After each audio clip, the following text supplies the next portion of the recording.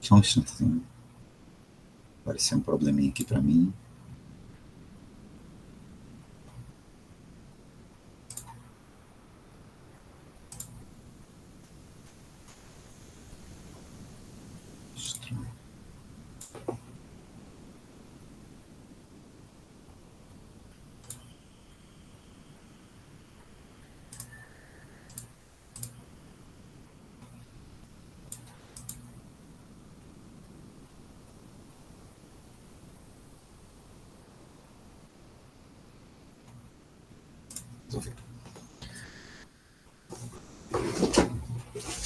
Bem, olá, sejam bem-vindos. Vamos dar sequência. No nosso último encontro presencial, nós falamos sobre o controle de constitucionalidade via judiciário. Falamos do controle extrajudicial, que também pode receber as classificações abstrato ou concreto, difuso ou mesmo concentrado, e fomos falar do judicial. Começamos falando do judicial difuso, né, por ser o tradicional do sistema brasileiro e sua característica marcante, a possibilidade de, em qualquer processo, você debater, por via incidental, a constitucionalidade, não ser vedado ao juiz tratar desse tema.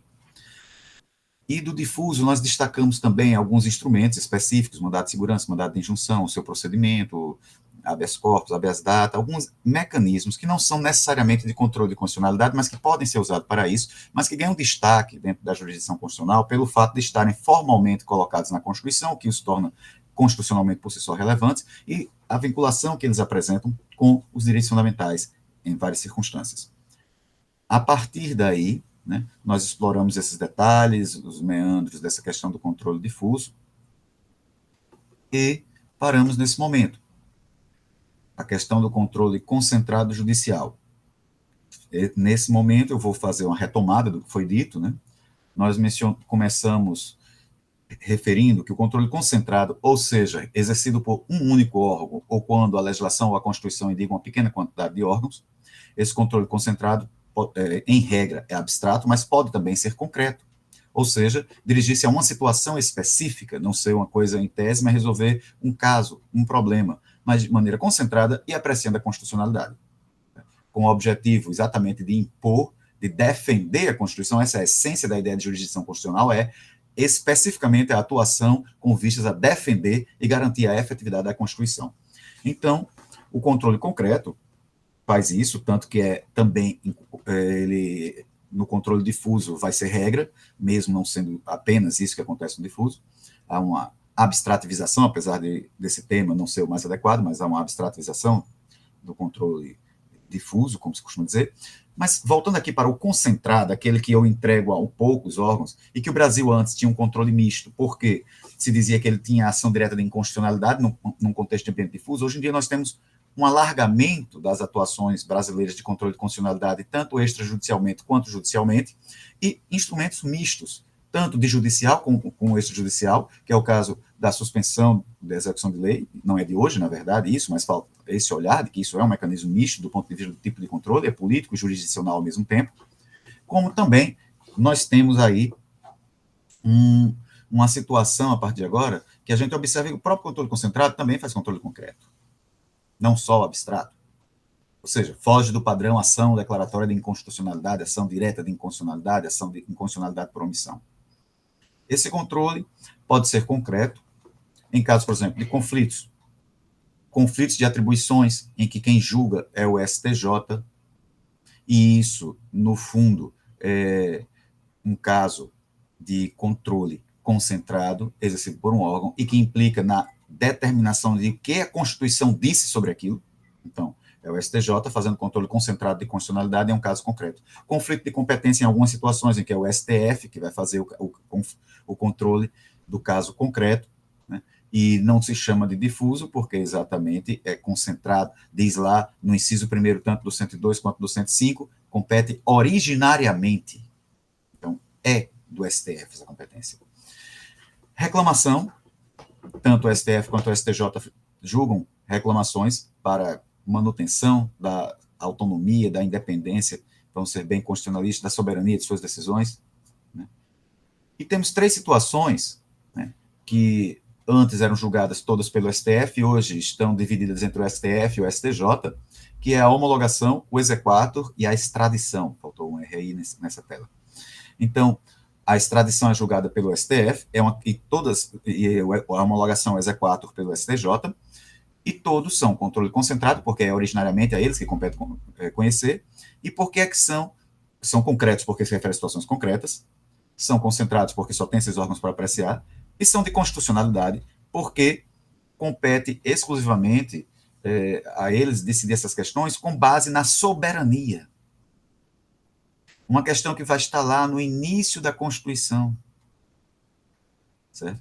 Nos atributos relativos à cidadania, como a extradição, a nacionalidade e a soberania do país, fundamento. Então, isso é fundamento da República do Brasil, isso é a defesa básica da Constituição.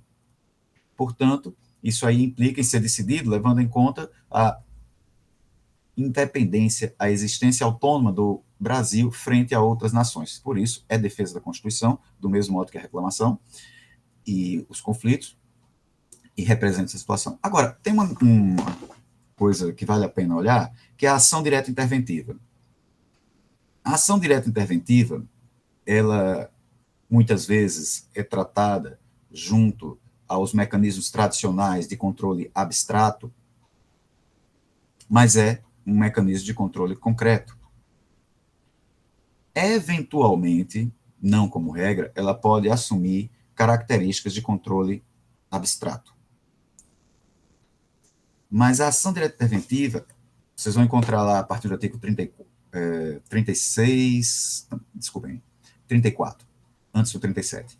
Artigo 34 e seguintes da Constituição, 34 a 36, vocês vão encontrar o disciplinamento sobre a intervenção, que é tratado em Direito Constitucional 2, né, temos depois, quem tiver interesse, todo um material já pronto também sobre intervenção federal, quem quiser acessar a aula sobre intervenção no canal do YouTube, do grupo de pesquisa Felicidade e Cidadania, preciso colocar Felicidade e Cidadania, grupo de pesquisa, vocês vão ver que tem uma playlist lá de Direito Constitucional, e na playlist tem a aula de intervenção, vocês podem dar uma olhada lá, se desejarem. Então, o que nos interessa aqui é ver que como ela se comporta processualmente dentro do mecanismo de jurisdição constitucional. Então, um Estado, por exemplo, estamos falando de uma intervenção federal, especificamente, mas também vamos ter intervenção estadual, mas vamos pegar o modelo básico que é federal, o Estado resolve não, o Estado ele faz uma conduta que incide no inciso 7º do artigo 34 da Constituição, que, seguindo a denominação do Pontes Miranda, são os princípios constitucionais sensíveis. Em razão disso, o Procurador-Geral da República tem legitimidade para representar o Supremo Tribunal Federal por esse ato, e o Supremo vai decidir se é um caso de intervenção ou não, se aquela situação específica que o procurador aponta, olha, o Estado fez isso que ofende direitos humanos. Uma intervenção não precisa ser colocando um interventor. Uma intervenção pode ser só a anulação de um ato. Pode ser a suspensão de um ato. Pode ser, inclusive, como talvez tenha caído na prova de alguns, conforme as questões que foram escolhidas, selecionadas pelo CIGA para cada um, pode até determinar a suspensão de processos judiciais.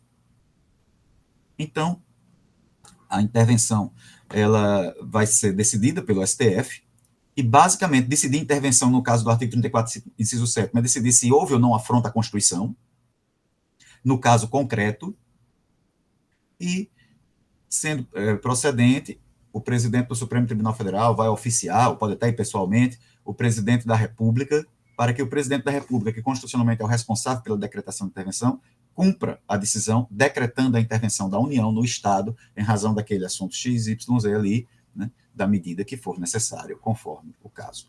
A lei da ação direta interventiva está aí para que isso possa ser visto. Então, é um caso de controle concentrado, e como às vezes é comum você não ver um olhar mais abrangente para ver que há inúmeras outras situações de controle concentrado, como estamos vendo aí, é comum, muitas vezes, não elencar isso e deixar isso junto com as outras ações de controle concentrado, mas que são, na verdade, de controle abstrato. É concentrado e abstrato, que visa a lei em tese, a rigidez objetiva do ordenamento. Então, foi isso que nós tratamos na última aula, né, e que agora nós podemos ir adiante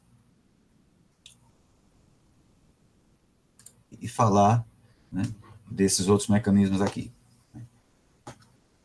Para isso, eu vou aproveitar e colocar aqui na tela uma coisa que eu já tinha mencionado a vocês agora no início da aula, que são os arquivos relativos à legislação que foi colacionada, que foi feita a coletânea, e que serve bastante para vocês estudarem para as mais diversas situações. Né? Eu tive cuidado de selecionar realmente para vocês, né, os dispositivos que efetivamente interessam. Está aí, acho que estão vendo. Ok, estão.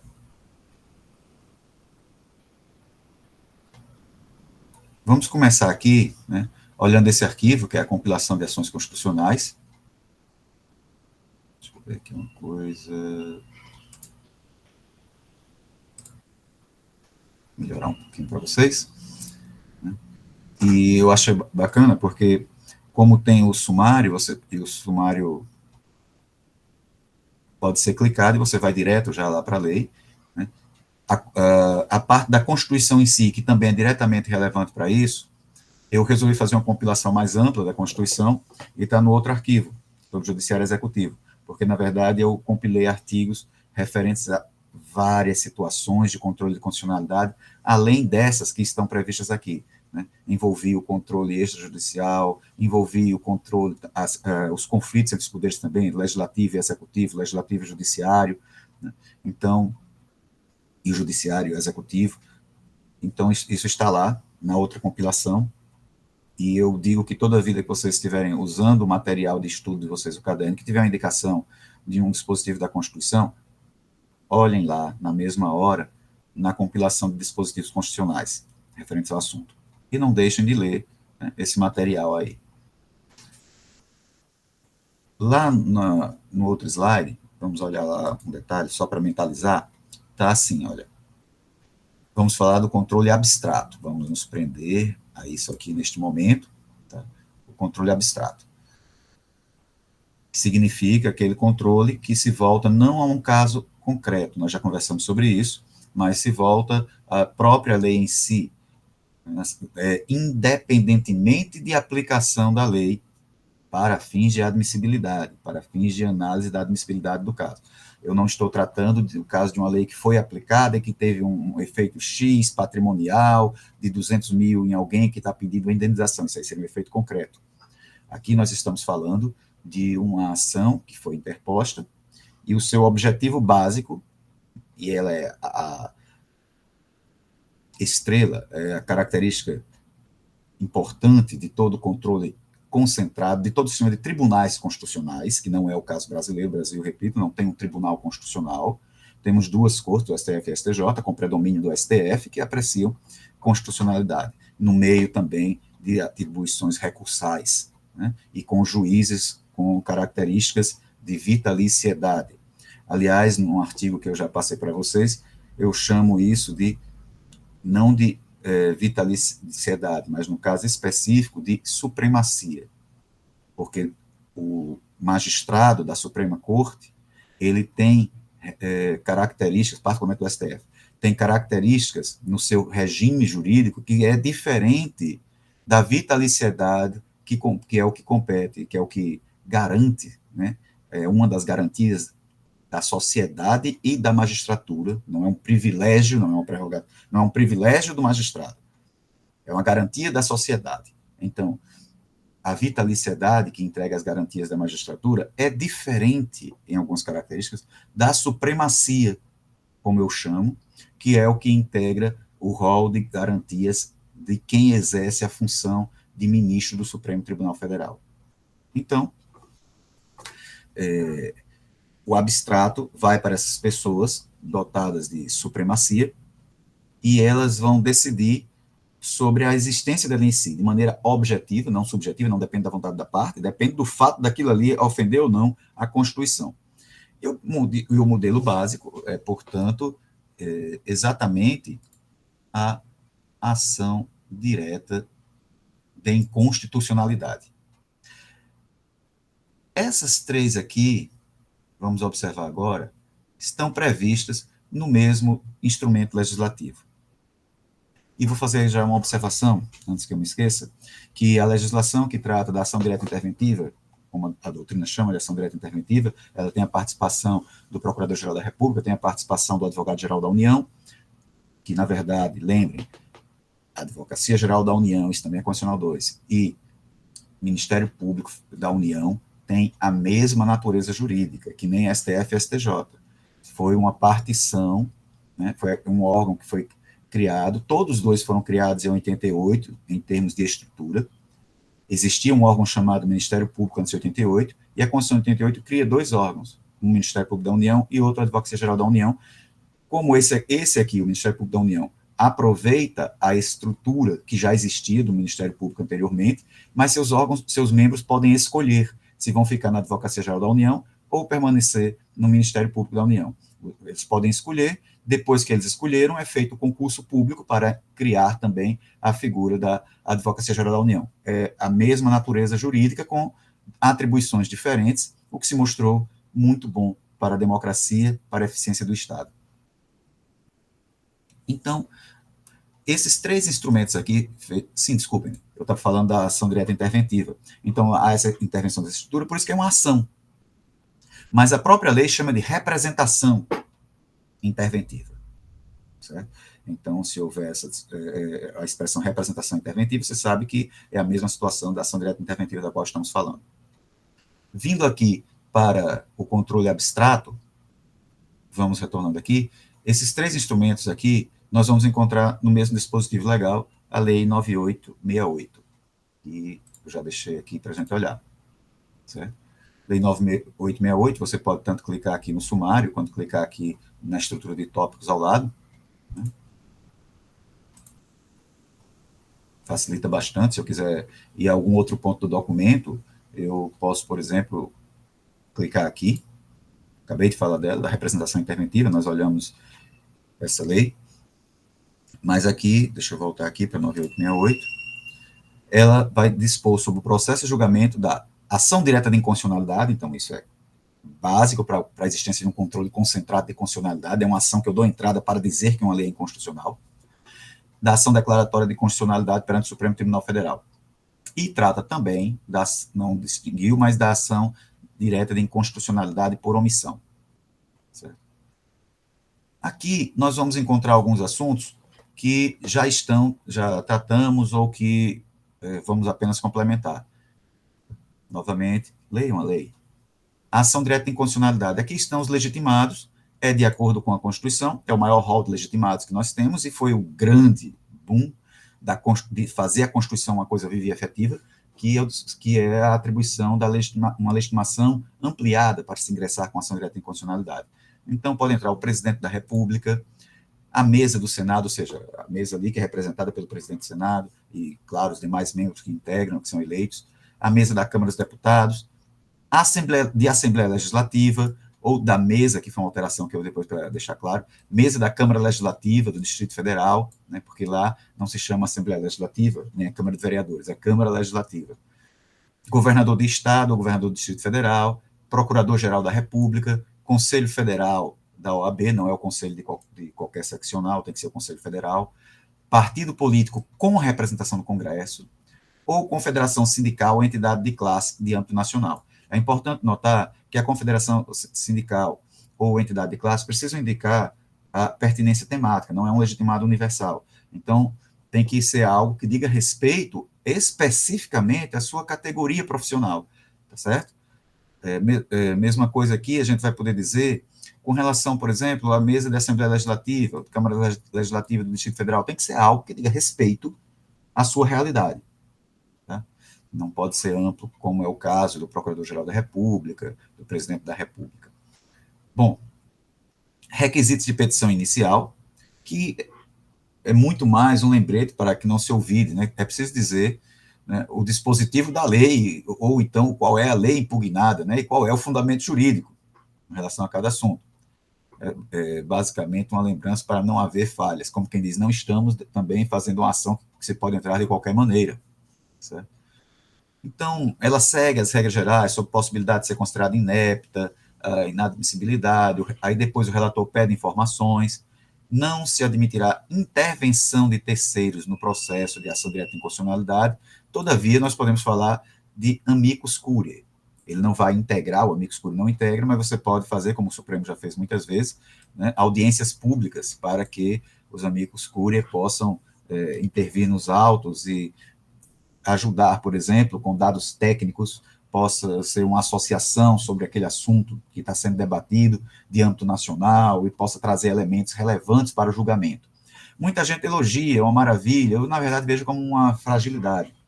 O judiciário assumiu para si, puxou para si a responsabilidade de decidir sobre tudo e qualquer assunto, e a sessão do amicus curiae é basicamente uma aula, tipo, não entendo desse assunto, quero uma aula. É bom? É, mas isso é simplesmente um dizer, eu poderia estar estudando isso, mas acho mais bonito estar fazendo na forma de espetáculo.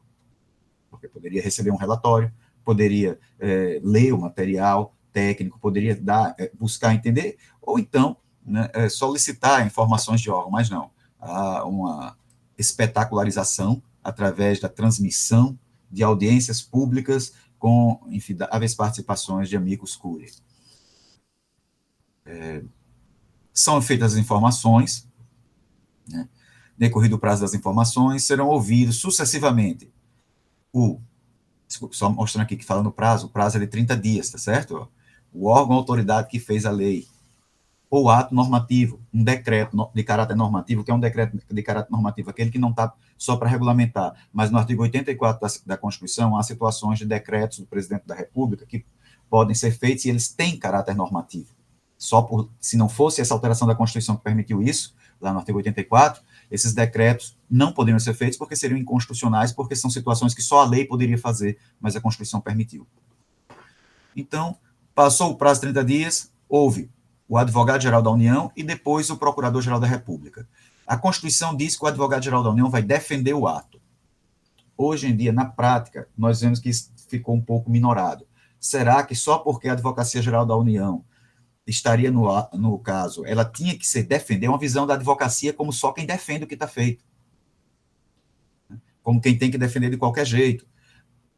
Isso é compreensível quando se vê que é importante que alguém defenda e mostre que a lei está certa, até para evitar um momento, talvez, de exacerbação da opinião pública contra uma lei, e alguém tem que parar e dizer, não, olha, desculpa, mas essa lei está toda em ordem, está de acordo com a Constituição, o que está se discutindo é outra coisa. Tem que ter alguém que seja capaz de dizer isso. Mas, às vezes, você tem inconstitucionalidades flagrantes. E, nesses casos, o STF, já em várias situações, entendeu que era possível o advogado-geral da União deixar de defender, né, e aquecer com o pedido de inconstitucionalidade, ou então, ao menos parcialmente. E aí o Procurador-Geral da República vai atuar também, que não é obrigado a atacar, né, até porque isso será dispensado, se já for ele que tiver feito a inicial, isso vai se converter, né, no máximo, numa manifestação. E o importante que trata aqui, para essa característica, é isso, a medida cautelar em ADI. É uma ação que permite, portanto, que se entre com uma ação cautelar, com uma medida cautelar, certo? Então, com a maioria absoluta dos membros do tribunal, não é uma turma só, são a maioria absoluta dos membros, é aquele artigo 97 da Constituição que a gente viu, a cláusula de reserva de plenário. Então, é possível deferir liminar, certo? Facultado, sustentação oral, e tudo vai sendo disciplinado aqui, certo? Vai ser publicado, e vamos adiante. Eu vou dar um pulinho aqui, onde trata da ação direta de inconstitucionalidade por omissão, que foi acrescentado depois, para nós virmos aqui, para vocês verem. Aqui é o procedimento, medida cautelar na ADI, decisão. Desculpe, está mais ao final, então deixa eu só retornar aqui. Então, pode ter a cautelar. Para um pouquinho, vamos falar da inconstitucionalidade por omissão. Na inconstitucionalidade por omissão, eu tenho aqui logo de cara a questão dos legitimados. Quem são os legitimados para discutir a omissão? Os legitimados a propor ação direta de inconstitucionalidade e ação declaratória de constitucionalidade, ou seja, são os mesmos que a gente viu, certo? Até porque é lógica.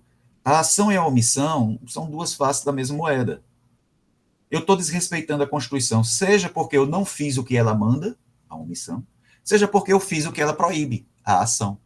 Então, eu estarei descumprindo de uma maneira ou outra, e dessa maneira faz sentido que a inconstitucionalidade por omissão seja discutida aqui. A petição vai dizer qual foi a omissão inconstitucional que aconteceu, que seja total ou parcial, né? E segue toda a linha, tem da outra, né? Nós temos aqui, ó, será inepta, proposta de ação, não se admite desistência, né? Não se admite a desistência no controle objetivo de constitucionalidade, aplica-se o que a gente já leu a ela, e tem a possibilidade de eliminar. Em caso de excepcional urgência e relevância, pode conceder medida cautelar após a audiência dos órgãos. Pode consistir em quê? Em que é que pode ser eliminar? Lembrando que nós já fizemos na outra aula, peço novamente que deem uma procurada no material e principalmente leiam na legislação colocada, a distinção entre ação direta e inconstitucionalidade por omissão, onde eu constato uma omissão, não é só uma ausência, tem que ser uma omissão por parte do poder público que deveria elaborar a norma, né? E essa omissão não precisa ser só sobre direitos fundamentais. Então, a medida cautelar pode consistir na suspensão da aplicação da lei ou do ato normativo questionado, no caso de uma omissão parcial, né? Eu posso suspender a lei toda, ou na suspensão de processo judicial ou de processo administrativo, né? Ou em outra providência administrativa que possa ser relevante, vai acontecer alguma coisa, você vai ter seu direito atingido, porque não existe uma lei. Então, de repente, esse ato que vai atingir o seu direito pode ser suspenso, já que ficou constatado, numa primeira análise, um risco decorrente de uma omissão. Vai publicar isso, né? A decisão. É interessante, porque a decisão está destacada aqui, porque vai ser um pouquinho diferente. A decisão da ADI, a gente vai ver logo mais, quando falar da ação declaratória, né, por conta da similitude das duas em relação aos efeitos. A inconstitucionalidade por omissão é decidida da seguinte maneira: será dada ciência, se for declarada, né, se for reconhecido que era inconstitucionalidade, foi julgado procedente, ao poder competente para a adoção das providências necessárias. Em caso de omissão imputável ao órgão administrativo, não chamou poder executivo apenas, isso é um órgão administrativo, as providências deverão ser adotadas no prazo de 30 dias, ou em prazo razoável a ser estipulado, excepcionalmente pelo tribunal, né, tendo em vista as circunstâncias específicas do caso e o interesse público envolvido. Não há aplicação de prazo ao legislativo. Em respeito, sobretudo, à discricionariedade legislativa, nesse caso, porque seria a elaboração de uma lei.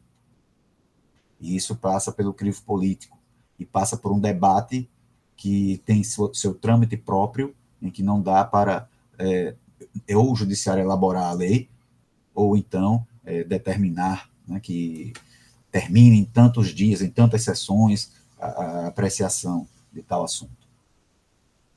Ação declaratória de constitucionalidade. A ação declaratória, como eu já pude explicar também no último encontro, ela foi colocada na ordem jurídica brasileira com um objetivo específico de proteger o poder público de determinadas medidas judiciais, principalmente em casos de ações judiciais que são interpostas multitudinariamente, ou então que demandam uma atuação de massa em todo o país, todo mundo no Brasil dando entrada.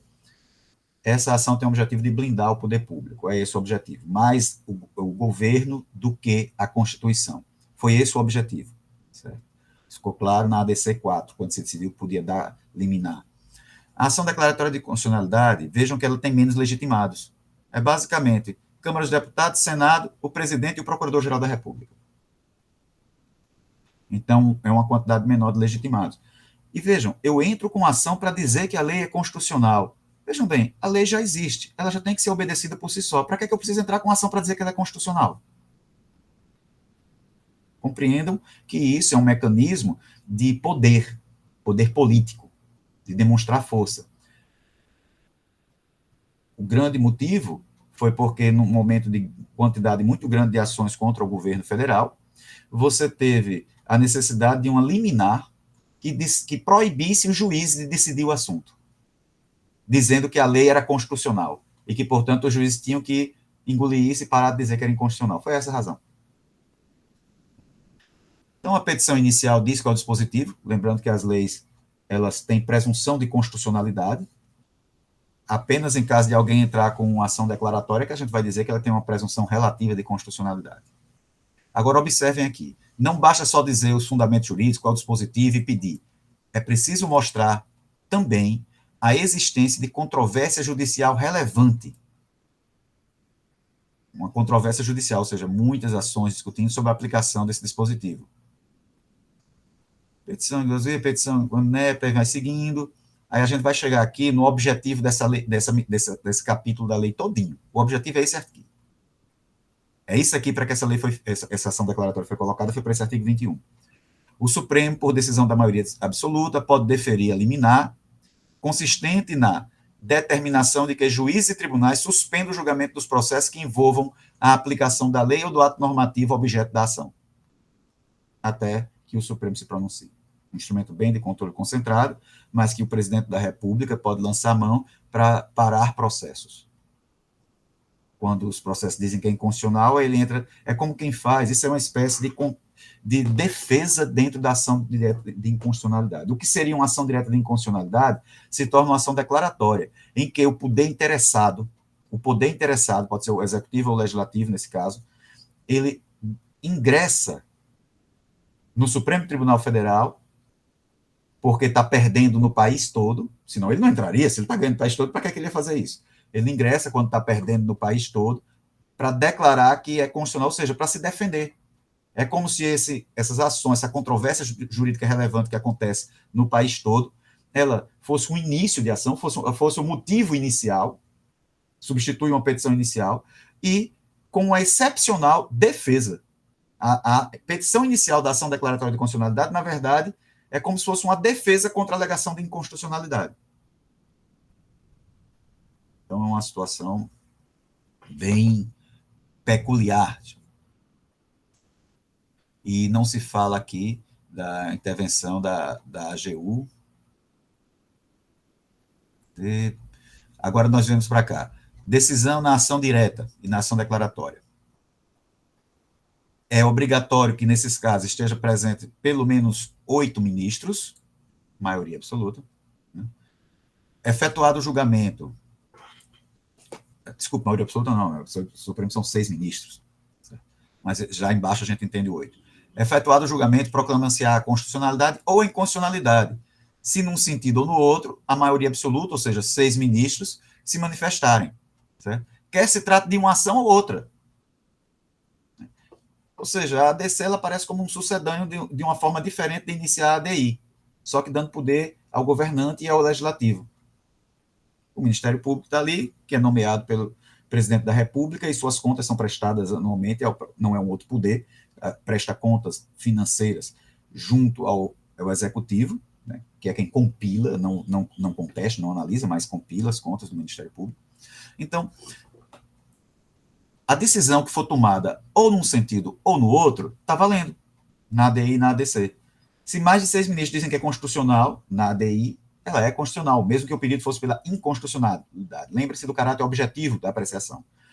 Quer saber o que é constitucional ou não? E estava pedindo a constitucionalidade, mas mais da metade votou pela inconstitucionalidade, está decidindo a inconstitucionalidade. A ideia de vinculação ao pedido fica mitigada aí. Se não for alcançada essa maioria para declarar uma coisa ou outra, e faltarem ministros numa quantidade que possa influir, então fica suspenso até que esses ausentes compareçam. Proclamada a constitucionalidade, julgar-se-á improcedente a ação direta de inconstitucionalidade, né? Ou procedente eventual ação declaratória. E o contrário também. Se eu digo que é inconstitucional, é porque a direta foi procedente e a declaratória improcedente. É o que eu tinha acabado de explicar-lhes. Comunique-se à autoridade ou órgão responsável pela expedição do ato. A decisão que declara é irrecorrível, mas cabe embargo declaratório, vexame recursal. Não cabe ação rescisória. 27 foi o artigo mais polêmico que tem dentro desse aqui, né? É o que se chama hoje de modulação dos efeitos, e isso aqui é a incorporação do mecanismo de inconstitucionalidade do modelo de tribunal constitucional. Foi muito contestado, mas depois surgiram situações em que se mostrou importante e hoje a doutrina trabalha com isso. É uma coisa anômala, totalmente anômala no direito brasileiro, que parte da ideia de inconstitucionalidade do controle de modelo estadunidense, o Judicial Review, no qual é inconstitucional, é nulo, desde sempre foi nulo. E aqui é o seguinte: tendo em vista razões de segurança jurídica ou excepcional interesse social, talvez a repercussão muito grande, negativa, até financeira, pode o STF, por maioria de 2/3 de seus membros, restringir os efeitos daquela declaração. Ou seja, é inconstitucional, pero no mútuo. Você tem a inconstitucionalidade. Hoje em dia, o Supremo trabalha até com a inconstitucionalidade sem nulidade. É inconstitucional, mas fica por isso mesmo, resumo da história. É o perder o playboy legal. Né? Então, pode restringir os efeitos da declaração ou decidir que ela só tem eficácia a partir do trânsito em julgado, não é logo daquele dia da decisão. Ou então de outro momento, a partir das próximas eleições, como já foi feito. Então, vai ser publicado no Diário Oficial a declaração de constitucionalidade, da inconstitucionalidade, inclusive a interpretação conforme a Constituição, que é quando eu não digo que é inconstitucional, mas dentre as diversas possibilidades de interpretação, eu digo que só é constitucional, eu tenho duas hipóteses, né? A interpretação conforme a Constituição, eu digo, só é constitucional se entender assim. Qualquer outra interpretação vai ser inconstitucional, mas nesse caso assim é constitucional. Eu interpretei conforme a Constituição. E a declaração parcial de inconstitucionalidade sem redução de texto. Em vez de eu dizer qual é a interpretação que é possível, é o contrário. Eu pego, está aqui o texto, e vai ser inconstitucional se eu entender que quer dizer isso. Mas fora isso, pode aplicar. Deu para entender a distinção? Né? Qualquer coisa bom quando fica gravado é que a gente pode rever. Tá bom? Aqui as exposições gerais, que eu não vou parar agora. Pronto. Isso aqui responde por esse controle aqui abstrato, né, que nós estamos a ver aqui. Só um minutinho, teve um probleminha aqui.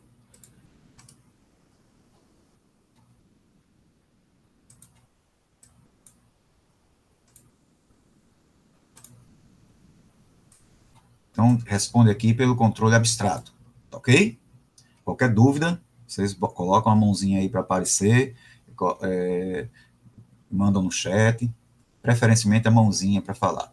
Agora, temos mecanismos mistos.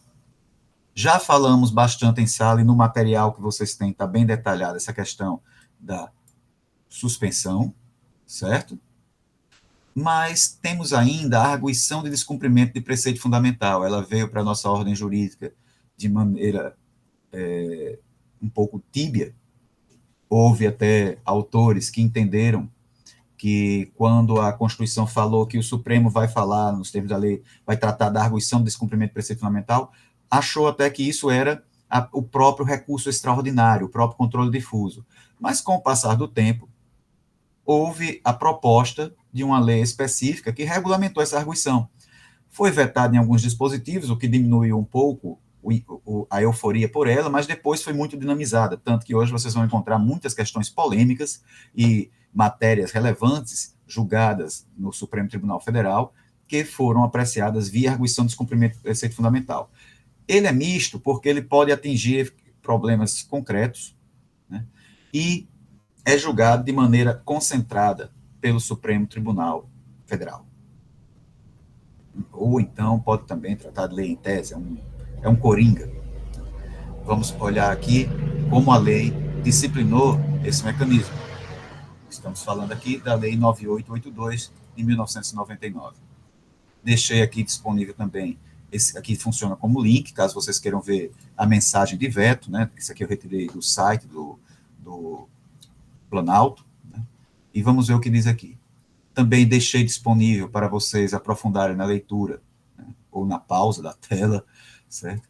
As questões processuais aqui, a ADI que foi dada entrada contra a lei, a ação direta de inconstitucionalidade contra a íntegra da lei 9882, que é a ADPF, certo? E o Supremo analisa tudo aqui, certo? Que de uma maneira que eu acho muito valiosa para vocês, né? Vou até ler só alguns trechinhos, né, para vocês terem ideia. Então, O desenho da ADPF, de arguição, visou possibilitar a provocação do STF para apreciar relevantes controvérsias constitucionais concretamente debatidas em qualquer juízo ou tribunal. A questão do que eu falei, que era mista, aqui chamado incidental ou paralela. Isso não viola os princípios do juiz. Desculpe, esse requisito aqui é fundamental, o Supremo já teve muitas decisões enfatizando isso aqui. Quando não houver outra forma idônea de tutelar preceitos fundamentais. Tá? Tem que ser o jeito usar a DPF, porque o preceito fundamental foi atingido e não tem mais nada que se possa fazer. A previsão impugnada não viola os princípios do juiz natural do devido processo legal, mas veicula um mecanismo eficaz de decisão de uma mesma questão de direito de forma isonômica e uniforme, contribuindo para uma maior segurança jurídica. Como é a questão da eficácia vinculada e erga omnes? É possível, sim, atribuir efeito vinculante, ou seja, que obriga a ser observado, e erga omnes, não é apenas ultra partes, mas erga omnes, para todos. Em tese, portanto, como se fosse uma lei em tese. As decisões proferidas na DPF, a arguição de descumprimento do preceito fundamental, por conta da própria natureza do controle objetivo, certo? Que visa tentar para a lei em si, para a ordem jurídica, para a Constituição, não para interesses peculiares, não para subjetividades, é um controle objetivo. E concentrado é o STF de constitucionalidade. Não havendo falar, é uma reserva de Constituição para a matéria. Só a constitucionalidade a ADI poderia tratar, não. Os efeitos modulados. A técnica da modulação de efeitos foi aceitada na Corte no julgamento da ADI 2154. A possibilidade de modular efeitos temporais, aquilo que a gente acabou de ver, quando é que vai valer a decisão, para trás, para frente, da declaração, não implica o afastamento da supremacia da Constituição. Né? Eis aí o nó da discórdia. Afastamento da supremacia da Constituição, mas uma ponderação entre a norma violada e as normas constitucionais que protegem os efeitos produzidos pela lei inconstitucional. Eu já me manifestei em sala de aula sobre essa questão da ponderação e como ela só serve para favorecer os interesses que não estão expressos na Constituição, porque não podem ser expressos. Tá bom? Então, aqui a norma violada e as normas que protegem os efeitos. Posição da decisão do Supremo. Pronto. Então, isso basicamente firmou que isso aqui está legal. Quando é que cabe? Acabamos de ler. Para evitar ou reparar a lesão a preceito fundamental resultante de um ato do poder público, pelo absurdo, semelhante ao que falamos sobre mandato de segurança, de que o poder público é quem tem que proteger a efetividade do direito fundamental. Então, ele precisa. Então, cabe a arguição de direito fundamental quando for relevante o fundamento da controvérsia constitucional sobre lei ou ato normativo federal, estadual ou municipal. Veja que com a DPF eu tenho acesso ao controle concentrado dos municípios, incluídos os anteriores à Constituição. Outra questão interessante, porque eu só posso dizer que um ato é inconstitucional de maneira sincrônica, quando ele é confrontado com as normas constitucionais de quando ele é feito. Quando uma Constituição vem, ela revoga o que estava antes. Ela não torna inconstitucional, ela revoga. Certo? Então, se uma norma eu quero dizer que está ofendendo a nova Constituição, ela foi revogada. E para isso, a ação direta de inconstitucionalidade não será o caminho adequado, porque ela visa falar da inconstitucionalidade. E a inconstitucionalidade, ela pressupõe uma norma que esteja confrontada com normas vigentes à sua época. Senão, eu tenho um mecanismo da não recepção de uma norma constitucional, que é o nome que se dá à revogação da Constituição, eu tenho uma não recepção, ou eu tenho uma revogação de uma norma infraconstitucional pela nova Constituição.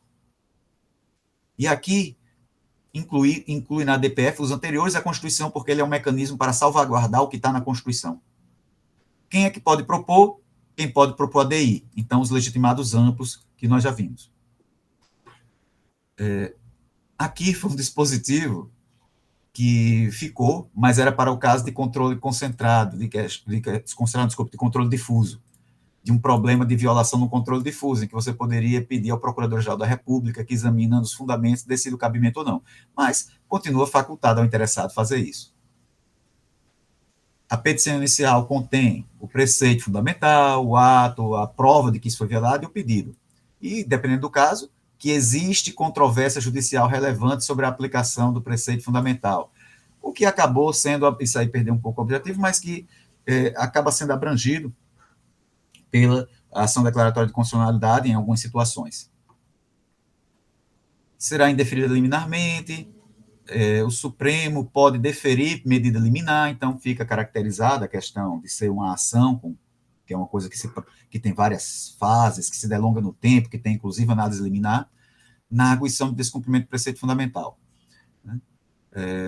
A liminar pode consistir na determinação de que juízes e tribunais suspendam o andamento de processo, ou pode suspender os efeitos de uma decisão, ou de qualquer outra medida que apresente relação com a matéria da DPF, salvo se decorrente de coisa julgada. Porque a DPF ela não é um recurso, coisa julgada já tem a sua proteção. Vai solicitar as informações, depois disso o relator faz o relatório, e o Ministério Público, se não foi ele que deu a entrada, vai dar um parecer, não fala aqui, portanto, da AGU, julgada a ação, todos são comunicados da decisão. Certo? E ao declarar a inconstitucionalidade de lei ou ato normativo no processo de arguição, tendo em vista a segurança jurídica, excepcional interesse público, vocês já estão reconhecendo essa redação, o STF pode, por 2/3 de seus membros, restringir os efeitos, pode modular os efeitos, o que acabamos de ver na ADI que tratou do assunto da DPF. Também é irrecorrível, também não pode ser objeto de ação rescisória. Certo? E cabe, interessante isso, reclamação contra o descumprimento. Né? Ou seja, a reclamação, como nós já tratamos, ela está intimamente ligada dentro desse mecanismo do controle de constitucionalidade. Voltemos para cá. Visto isso aqui, gente, vamos ver se vocês estão vendo a mesma coisa que eu estão. Assim, deixa eu apagar essa canetinha que vocês têm aí. Deixa eu trocar. Então, em conclusão, chegamos ao final disso tudo, tendo falado dos atos que são objeto de controle, certos tipos de atos, falamos de diversas circunstâncias, de várias situações, acompanhem a jurisprudência, mas não é exclusiva do STF, ela se espalha por vários poderes. O STF é o guardião da Constituição. Todos os poderes são em todas as esferas. Implica em garantir a supremacia constitucional e, sobretudo, ganha de direitos humanos, o Pacto Federativo. Obrigado. O Pacto Federativo e as competências. E eu quero fazer uma conclusão aqui com um assunto que vocês ainda iam observar, que ali eu estava ainda dentro, há uma certa desincronia entre o que estava no slide e a sequência dos slides, né? Mas isso por conta do modo como eu organizei para vocês. Contudo, eu achei que era mais interessante para fins de apoio de aula, de momento de fala, fazer daquele jeito. Então, nos slides, no material com você, isso que eu falei, no material, vai estar no item 7, no capítulo 8, tá certo? E as perspectivas é tudo que eu já tive a oportunidade de falar ao longo de todo o semestre letivo com vocês. Falamos sobre a Corte Constitucional no Brasil, a questão da súmula vinculante, onde o Supremo ele decide valendo para União, Estado e município. É sem sentido. Na última aula eu falei exatamente sobre a súmula da Advocacia Geral da União, que é mais eficiente do que a súmula vinculante do Supremo Tribunal Federal. A súmula vinculante é indiscutivelmente um poder legislativo entregue ao Supremo, é inconstitucional, sim, continuo defendendo isso até hoje. O Ministério Público e a Advocacia Pública, já falei sobre eles, como a mesma natureza jurídica, responsável por manter a regularidade da constitucionalidade no dia a dia. A repercussão política dos conflitos jurídicos, né? Termina que a gente tem na ordem jurídica o que eu chamo de princípio da provisoriedade. Tudo é liminar, tudo é medida provisória, e até a emenda constitucional, às vezes, vem prorrogando a validade de emendas constitucionais posteriores, fazendo com que o ato das disposições constitucionais transitórias seja um ato que nunca termina de crescer, quando era para ter sido só transitório. Né? Termina a gente tendo um ramo do direito, que é o direito inconstitucional, que é isso, é o ramo do direito dedicado, é uma brincadeira, claro, dedicado a acusar de inconstitucionalidade tudo que é feito pelo Executivo e pelo Legislativo. Né? E já falamos largamente, ainda quando falamos de Estado de Direito, que passamos muitas aulas falamos sobre essa fundamentação desse controle judicial da administração pública, porque deve ter, e agora há pouco terminamos de falar dessas novas técnicas de controle, sobretudo no recurso extraordinário, na arguição de relevância, no impacto dos recursos repetitivos, no controle de constitucionalidade. Dessa maneira, vocês têm a bibliografia à disposição no material. Termino muito contente, eu sei que o semestre ficou um pouco prejudicado em razão do intervalo da greve. Poderíamos ainda dar aula por mais tempo? Poderíamos, mas foi muito sensível na turma o próprio cansaço de vocês com relação ao tempo, a necessidade de não ter mais uma pressão de ter que assistir aula, de ter que fazer atividade. Então, busquei a melhor maneira de sintetizar isso tudo. As longas aulas das quartas-feiras foram muito importantes para acompanhar para completar toda a carga horária, inclusive na última nós terminamos já praticamente de meio-dia, eu acho, e esses encontros à distância da sexta-feira para gerar conteúdo. Tá bom? Revisem esses vídeos, eles não estão editados, o de hoje eu vou colocar também tanto quanto os outros sem edição, por questão de tempo mesmo disponível para fazer essa atividade, mas estão para vocês, né? Eu acredito que não disse nada que ofendesse A, B ou C, sobretudo do corpo docente, e espero não trazer vergonha para a instituição, mas fica disponível no YouTube, onde vocês já se acostumaram a ver. Também olhem os outros vídeos sobre controle de constitucionalidade que estão lá.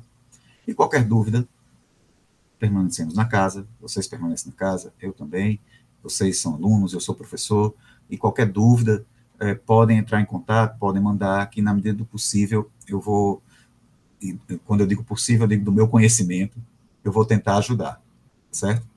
Pessoal, ótimo dia para vocês, é uma sexta-feira, vai chegar o final de semana, responsabilidade, aproveitem bem, certo? Eu já, como eu disse, eu li as notas de vocês, né, sei que vai oscilar um pouco entre um e outro, mas são todas notas ótimas, então tranquilamente digo, bom recesso, tá bom?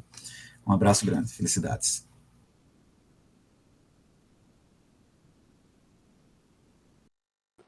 Obrigada, professor. Até a próxima.